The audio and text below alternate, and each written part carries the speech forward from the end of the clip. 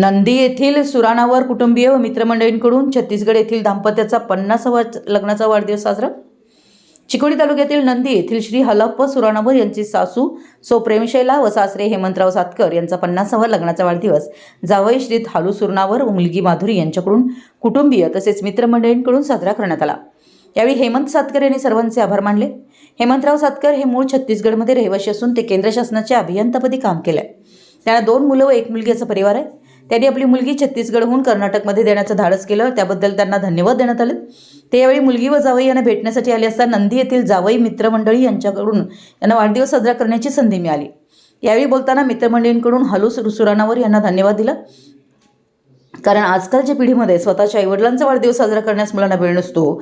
अशा परिस्थितीमध्ये सरांनी त्यांच्या सासू-सासऱ्यांच्या लग्नाचा वाढदिवस मोठ्या प्रमाणात साजरा करून एक आदर्श निर्माण केला।